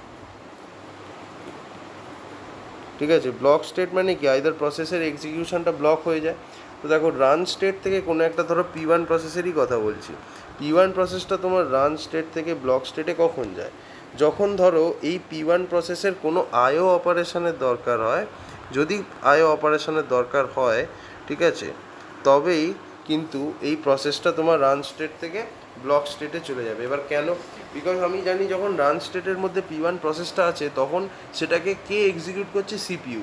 এবার সিপিইউ কিন্তু তোমার আইও অপারেশন করতে পারবে না, আইও অপারেশন করার জন্য আলাদা আইও ডিভাইস থাকে, সিপিইউ আইও অপারেশন করতে পারবে না। তো এবার সিপিইউ দেখছে যে P1-এর তো আইও অপারেশনের দরকার, তো এবার তো ওটা ওর দ্বারা সম্ভব না, তখন ও কী করবে, ও ওকে রান স্টেট থেকে ব্লক স্টেটে পাঠিয়ে দিল, ঠিক আছে? এবার ব্লক স্টেটে আসার পরে প্রসেসটা কি করবে, ও ব্লক স্টেটে এসে ওয়েট করবে, ঠিক আছে? ওয়েট করবে, ওই প্রসেসটা কি করবে, ওয়েট করবে কিসের জন্য, আইও ডিভাইসের জন্য ওয়েট করবে, আইও ডিভাইসের জন্য ওয়েট করবে, অথবা কোনো একটা ব্লকড রিসোর্সের জন্য ওয়েট করবে, অথবা কোনো রিসোর্সের জন্য ওয়েট করবে যেটা ওকে পুরোপুরি কমপ্লিট হতে সাহায্য করবে, এটাও ব্লক স্টেটে এসে ওয়েট করবে, ঠিক আছে? এবার এবার একটা জিনিস ভালো করে দেখো, যেই তোমার যে প্রসেসটার ধরো আইও ডিভাইসের দরকার ছিল বা আইও অপারেশন পারফর্ম করার দরকার ছিল, যেই তার আইও অপারেশনের কাজটা হয়ে গেল, তখন কি হবে, ওই প্রসেসটা ব্লক স্টেট থেকে তোমার কোথায় চলে যাবে, চলে যাবে হচ্ছে রেডি স্টেটে। তখন ওটা চলে যাবে ব্লক স্টেট থেকে রেডি স্টেটে। যেই প্রসেসটার আইও অপারেশনের কাজ শেষ হয়ে গেল, তখনও কী করবে, ও সোজাসুজি চলে যাবে রেডি স্টেটে, ঠিক আছে? বিকজ ওর ব্লক স্টেটে থেকেই তো আইও ডিভাইসের জন্য ওয়েট করছে, তো যেই আইও অপারেশনগুলো করে দিল আইও ডিভাইস, তখন ও কী করে যাবে, ব্লক স্টেট থেকে সোজা ওয়েটিং স্টেটে, এই রেডি স্টেটে চলে যাবে। আবার ধরো রেডি স্টেট থেকেও একটা টাইমের পরে রান স্টেটে যাবে। তো এরকমভাবে আর কি চলবে। তো আমি এটাকে না একটু সুন্দর করে বানিয়ে দিই, তাহলে একটু দেখতে ভালো লাগবে। সো আমি এটাকে এরম করলাম আর এটাকে এরম করলাম, এবার ঠিক আছে। তো এইভাবে আর কি হয়, তবে এটা তখনই যদি আইও অপারেশনের দরকার হয়, ঠিক আছে? আচ্ছা, নেক্সট হচ্ছে সাসপেন্ড রেডি স্টেট।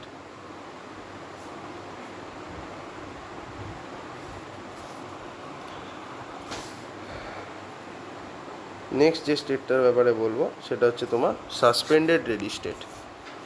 এটার ব্যাপারে বুঝতে হবে, সাসপেন্ড রেডি স্টেট, এখানে প্রসেস কখন যায় সেটাও তোমাকে জানতে হবে। ওকে, তো দেখো একটা প্রসেস তোমার সাসপেন্ড রেডি স্টেটে কখন যায়, ঠিক আছে? এবার দেখো এটা কখন হয়, বেসিক্যালি একটা প্রসেস তোমার রেডি স্টেট থেকে কিন্তু সাসপেন্ড রেডি স্টেটে যায়, ঠিক আছে? এটা মাথায় রাখতে হবে। যদি কোনো একটা প্রসেস রেডি স্টেটে থাকে তবেই কিন্তু সে সাসপেন্ডেড রেডি স্টেটে যেতে পারে। যদি রেডি স্টেটে না থাকে প্রসেস, তো কোনো দিনই সাসপেন্ডেড রেডি স্টেটে যাবে না, ঠিক আছে? তো এবার কথা হচ্ছে কখন যায়, ঠিক আছে? এইটা বোঝার জন্য তোমাকে একটা জিনিস বুঝতে হবে, ঠিক আছে? রেডি কিউটাকে দেখতে হয় ভালো করে। এটা এই জিনিসটা দেখো, ইউনি প্রোগ্রামিং অপারেটিং সিস্টেম যেটা আছে, যেখানে যেখানে তোমার অ্যাট এ টাইম একটাই প্রসেস এক্সিকিউট হয়, সেখানে কিন্তু সাসপেন্ডেড রেডি স্টেট হয় না, বিকজ ওখানে কোনো রেডি কিউ নেই। কিন্তু মাল্টি প্রোগ্রামিংয়ে এই জিনিসটা দেখা যায়। এবার কী হয় ভালো করে দেখো, রেডি কিউয়ের জিনিসটা ভালো করে বোঝার চেষ্টা করো। ধরো এটা হচ্ছে আমাদের রেডি কিউ, রেডি কিউ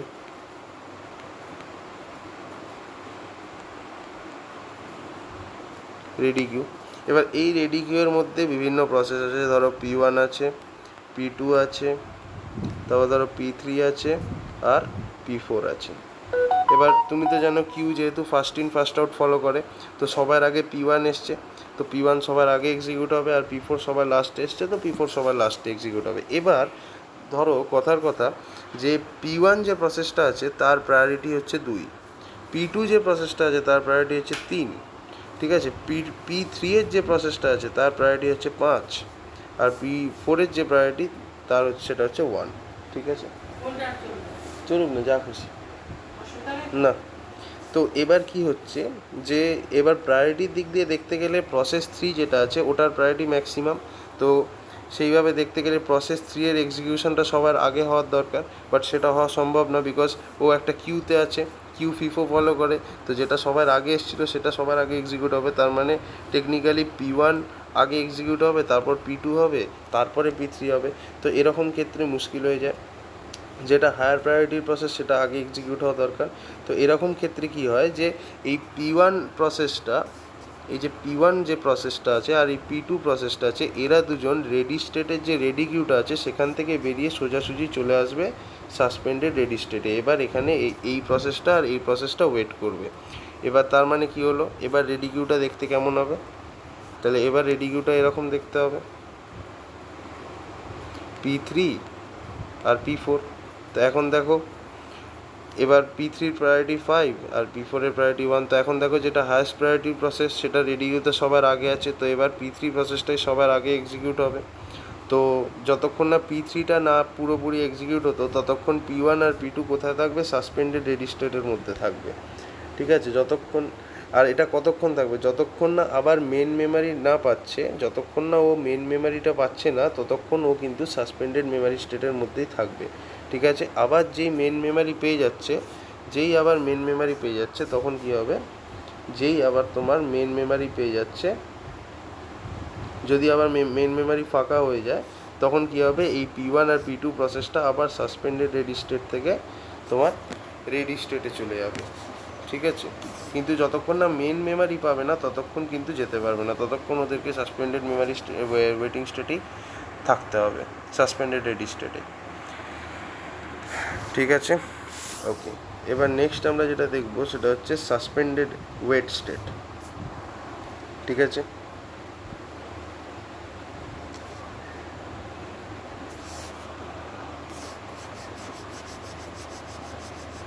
ভালো করে এটা বুঝতে হবে যে সাসপেন্ডেড ওয়েট স্টেটটা কি। যাই হোক, তো এবার যেটা দেখবো সেটা হচ্ছে সাসপেন্ডেড ওয়েট স্টেট, ঠিক আছে।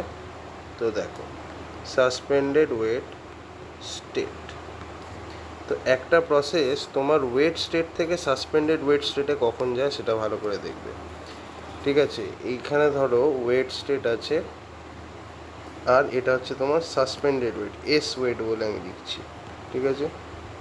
তো কোনো একটা প্রসেস তোমার ওয়েটিং স্টেট থেকে সাসপেন্ডেড ওয়েট স্টেটে কখন যায় সেটা বুঝতে হবে। ওয়েটিং স্টেটে আগে, রেডি স্টেট থেকে ওয়েটিং স্টেটে কখন যায় তো তোমরা জানোই যে রেডি কিউটা আছে সেখান থেকে চলে আসে। এবার ধরো ওয়েটিং স্টেটের মধ্যেও একটা কিউ থাকে, ঠিক আছে। ওয়েটিং স্টেটের মধ্যেও ধরো একটা কিউ থাকে। এবার ধরো মাল্টিপল প্রসেসেস আছে যারা ওয়েটিং স্টেটে এসছে।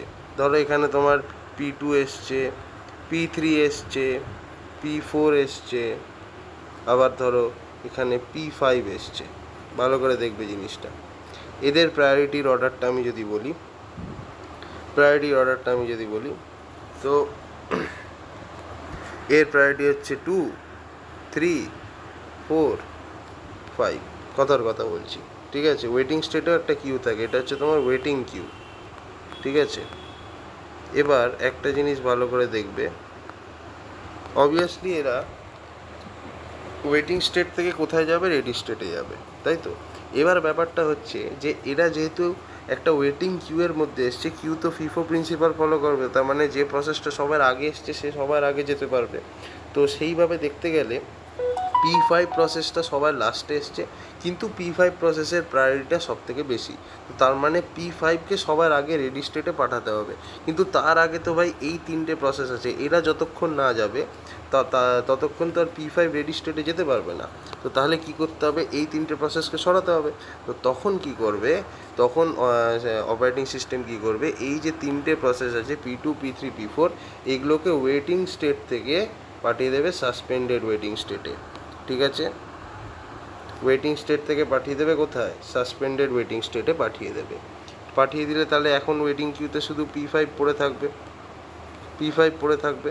এবার P5 যখন শুধু পড়ে থাকবে, এবার P5 সোজা চলে যাবে ওয়েটিং স্টেট থেকে রেডি স্টেটে চলে যাবে, রেডি স্টেটে চলে যাবে।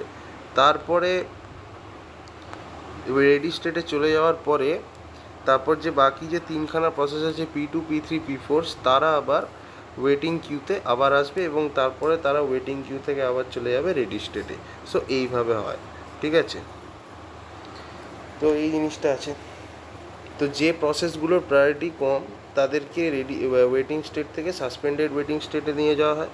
তারপর যখন ওই মেন প্রসেস যেটা সব থেকে হায়েস্ট প্রায়োরিটি প্রসেস সেটা যখন রেডি স্টেটে চলে যায়, তখন বাকি যে প্রসেসগুলো আছে P2 P3 P4, তারা কি করবে, তারা সাসপেন্ডেড ওয়েট স্টেট থেকে ওয়েট স্টেটে চলে যাবে, P2 P3 আর P4। এরা তখন কি হবে, তোমার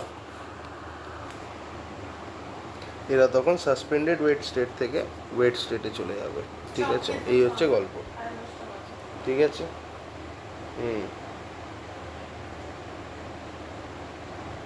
সো এবার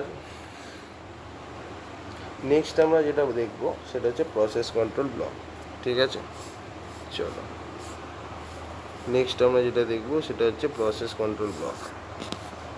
ওকে, এবার আমরা যেটা নিয়ে আলোচনা করব সেটা হচ্ছে তোমার প্রসেস কন্ট্রোল ব্লক, যেটা নিয়ে আমি একটু আগেই বলেছিলাম যে প্রত্যেকটা প্রসেসের প্রসেস কন্ট্রোল ব্লক থাকে। সো সেই প্রসেস কন্ট্রোল ব্লকটা নিয়ে এবার আমরা আলোচনা করব।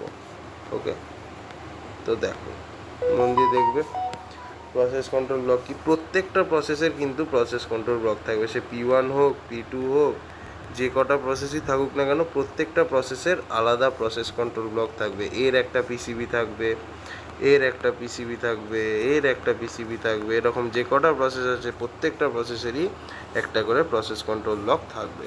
ঠিক আছে, রাঙা দিদিনি পরে করো, একটু কাজ করছি।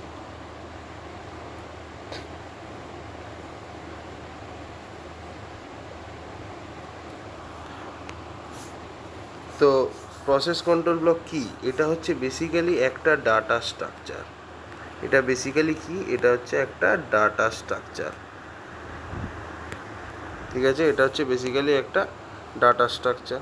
এই ডাটা স্ট্রাকচারে কি থাকে, এর মধ্যে এই ডেটা স্ট্রাকচারের মধ্যে কি থাকে, ইনফরমেশান অ্যাবাউট দ্য প্রসেস। প্রসেসটার প্রত্যেকটা খুঁটিনাটি ঠিকুজি গুষ্টি সব কিছু তোর এই ডাটা স্ট্রাকচারটার মধ্যে থাকে, যেটার নাম হচ্ছে পিসিবি ব্লক। ঠিক আছে, ইনফরমেশান অফ দ্য প্রসেস পুরোপুরি এই ডেটা স্ট্রাকচারের মধ্যে থাকে, যেটার নাম হচ্ছে প্রসেস কন্ট্রোল ব্লক। প্রত্যেকটা প্রসেসের ঠিকুজি গুষ্টি তার প্রসেস কন্ট্রোল ব্লকের মধ্যেই থাকে। এবার প্রসেস কন্ট্রোল ব্লকের যে ছবিটা সেটা একটু দেখে নিই। ঠিক আছে, তো পিসিবির যে ছবিটা সেটা একটু দেখে নেওয়াটা আমার মনে হয় উচিত। সো দেখো ভালো করে,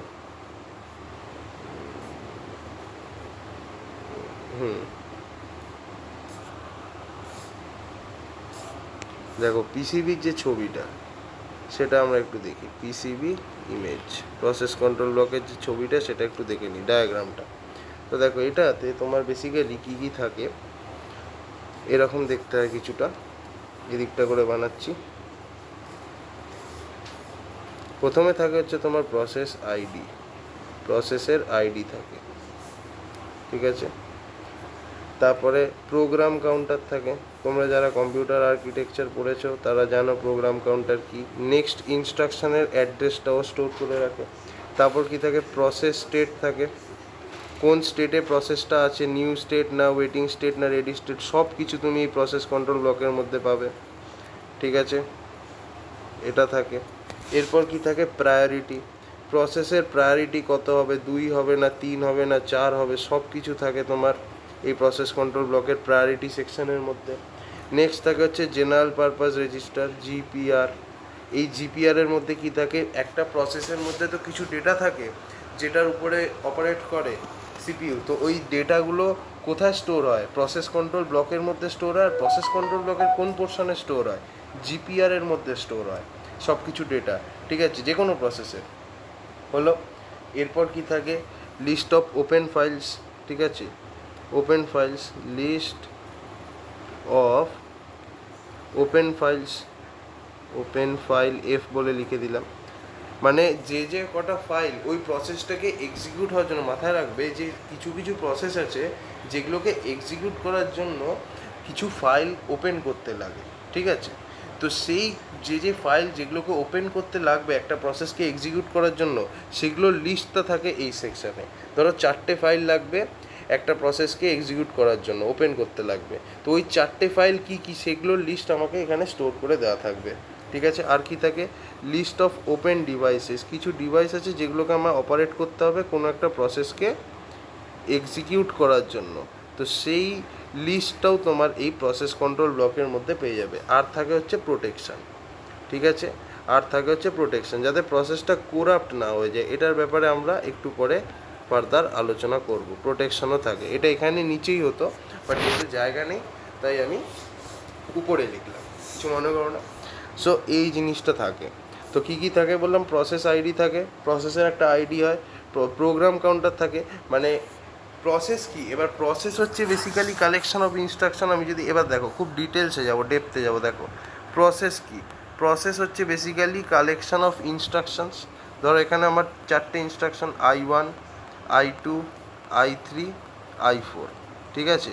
তো যখন আমি I1 ইনস্ট্রাকশনটাকে এক্সিকিউট করছি, প্রোগ্রাম কাউন্টারের ডেফিনেশন অনুযায়ী কী হয়, প্রোগ্রাম কাউন্টারের মধ্যে যে নেক্সট ইনস্ট্রাকশনটা আছে তার অ্যাড্রেস স্টোর হয়, ঠিক আছে। তো অবভিয়াসলি প্রোগ্রাম কাউন্টারের মধ্যে এই যে I2 যে ইনস্ট্রাকশনটা আছে, এই I2 ইনস্ট্রাকশনের অ্যাড্রেসটা স্টোর থাকবে, ঠিক আছে। এবার কি হবে, যেই তোমার I1 ইনস্ট্রাকশনটা কমপ্লিট হয়ে যাবে, তারপর কি হবে, I2 ইনস্ট্রাকশন এক্সিকিউট হবে। এবার যখন I2 ইনস্ট্রাকশন এক্সিকিউট হবে তখন প্রোগ্রাম কাউন্টারের মধ্যে কোন অ্যাড্রেসে, কোন ইনস্ট্রাকশনের অ্যাড্রেসটা থাকবে, I3 ইনস্ট্রাকশনের অ্যাড্রেসটা থাকবে। সো এই জিনিসটা আছে, ঠিক আছে। সো এটা হচ্ছে প্রোগ্রাম কাউন্টার। আচ্ছা, প্রসেস স্টেট কী বলে, প্রসেস স্টেট এটা বোঝায় যে যে কারেন্ট প্রসেসটা এক্সিকিউট হচ্ছে সেটা কোন স্টেটে আছে, নিউ স্টেটে আছে না রেডি স্টেটে আছে না রানিং স্টেটে না টার্মিনেট না সাসপেন্ডেড রেডি না ব্লক, কোথায় কী আছে সেটা বলে দেবে। তারপর প্রায়োরিটি, কোন প্রসেসের কী প্রায়োরিটি সেটাও তুমি প্রসেস কন্ট্রোল ব্লকের মধ্যে জানতে পারবে। জিপিআর, জিপিআর হচ্ছে জেনারেল পারপাস রেজিস্টার। এবার তোমরা সবাই জানো রেজিস্টার কী করে, ডাটা স্টোর করে। তো বেসিক্যালি কোনো একটা প্রসেসের, ঠিক আছে, যে ইম্পর্টেন্ট ডেটাগুলো আছে যেগুলো ছাড়া প্রসেসটা কাজ করবে না, সেগুলো কোথায় থাকে, তোমার জেনারেল পারপাস রেজিস্টারের মধ্যে থাকে। তারপর লিস্ট অফ ওপেন ফাইলস, এটা কি করে, বেসিক্যালি যে ফাইলসগুলো খুলতে লাগবে এই প্রসেসটাকে এক্সিকিউট করার জন্য তার লিস্টটা থাকে। আর ওপেন ডিভাইস, ঠিক আছে, যে প্রসেসটাকে এক্সিকিউট করার জন্য যে যে ওপেন ডিভাইসগুলো আছে সেগুলো থাকবে। আচ্ছা, সো এই জিনিসটা বলো। তো এবার হ্যাঁ, যেটা নিয়ে বলার ছিল সেটা হচ্ছে যে তোমার লিস্ট অফ ওপেন ডিভাইসেস। এবার দেখো লিস্ট অফ ওপেন ফাইলসটা নিয়ে আমি একটুখানি ভালো করে বলে দিতে চাই, ঠিক আছে।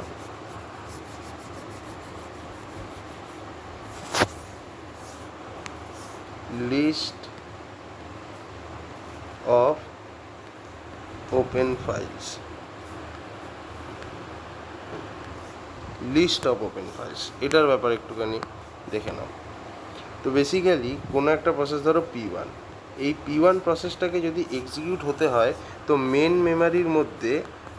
মেমারির মধ্যে কিছু ফাইল আছে যেগুলো ওপেন থাকা দরকার। যেমন ধরো ফাইল 1 একটা ফাইল, এটা ওপেন থাকতেই হবে তবেই এক্সিকিউট হবে। ফাইল 2 আর একটা ফাইল যেটা ওপেন থাকতে হবে এক্সিকিউশনের জন্য। ফাইল 3 একটা ফাইল যেটা ওপেন থাকতে হবে মেন মেমারির মধ্যে তবেই এক্সিকিউট হবে। ফাইল 4 আর একটা ফাইল যেটা তোমার মেন মেমারির মধ্যে ওপেন থাকতে হবে for executing this process P1।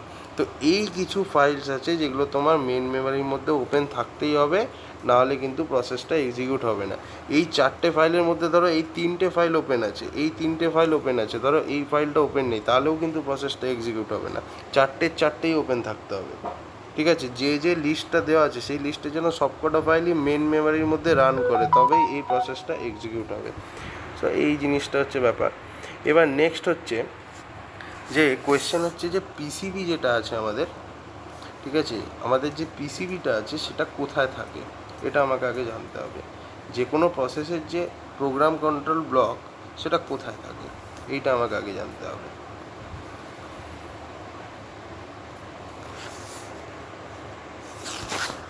ঠিক আছে, কোথায় থাকে পিসিবি, যেটা যে কোনো প্রসেসের যে প্রসেস কন্ট্রোল ব্লকটা সেটা তোমার সবসময় থাকে হচ্ছে মেন মেমোরির মধ্যে। বিকজ দেখো প্রসেস তো কোথায় এক্সিকিউট হচ্ছে, মেন মেমোরির মধ্যে এক্সিকিউট হচ্ছে। ও ফাইলসগুলো কোথায় এক্সিকিউট হচ্ছে, ফাইলসগুলো কোথায় ওপেন থাকছে, মেন মেমোরির মধ্যে ওপেন থাকছে। তো অবভিয়াসলি তোমার পিসিবিটাকেও তো মেন মেমোরির মধ্যেই থাকতে হবে। যদি মেন মেমোরির মধ্যে না থাকে তো তাহলে কী করে ও প্রোগ্রাম প্রসেস কন্ট্রোল ব্লক দেখে বুঝতে পারবে যে কোন কোন ফাইলগুলোকে মেন মেমোরির মধ্যে ওপেন রাখতে হবে? তো মেন মেমোরির মধ্যে না থাকলেও তো যে দেখতে পাবে না, সেই জন্য এটা সবসময় মেন মেমোরির মধ্যেই থাকে, ঠিক আছে? এবার দেখো, এবার একটা জিনিস ভালো করে দেখবে, খুব ইন্টারেস্টিং একটা কনসেপ্ট, ঠিক আছে? তো সেটা হচ্ছে যে ধরো একটা প্রসেস আছে P1, তার একটা পিসিবি আছে। তারপর ধরো একটা প্রসেস আছে P2, তারও একটা পিসিবি আছে। তারপর ধরো একটা প্রসেস আছে P3, তারও একটা পিসিবি আছে, ঠিক আছে? তো এরকমভাবে ধরো এন নাম্বার অফ, ধরো 10টা প্রসেস আছে, তো 10টা প্রসেসের 10টা আলাদা আলাদা পিসিবি হবে। তো এই যে প্রত্যেকটা পিসিবি আছে এরা কিন্তু একে অপরের সাথে কানেক্টেড থাকে। কীভাবে কানেক্টেড থাকে? লিঙ্ক লিস্টের থ্রু দিয়ে কানেক্টেড থাকে, ঠিক আছে? এইটা একটা পিসিবি, ঠিক আছে? তারপর ধরো এইটা আরেক সেকেন্ড প্রসেসের পিসিবিটা, তারপর এটা ধরো থার্ড প্রসেসের পিসিবি, এরকমভাবে ধরো যাচ্ছে, এরকমভাবে গিয়ে ডট ডট ডট করে লাস্টে এটা হচ্ছে তোমার 10th প্রসেসের পিসিবিটা, ঠিক আছে? ধরো এটা ভুল বানালাম, এইদিকে হবে। তো এটা হচ্ছে ধরো 10th প্রসেসের পিসিবিটা। তো এরা প্রত্যেকটা প্রসেসের কিন্তু প্রসেস কন্ট্রোল ব্লক একে অপরের সাথে কানেক্টেড থাকে। কিভাবে কানেক্টেড থাকে? একটা লিঙ্ক লিস্টের থ্রু দিয়ে কানেক্টেড থাকে, ঠিক আছে? একটা লিঙ্ক লিস্টের থ্রু দিয়ে কানেক্টেড থাকে, লিঙ্কড লিস্টের থ্রু দিয়ে তোমার কি থাকে? কানেক্টেড থাকে। সো এই জিনিসটা মাথায় রাখতে হবে।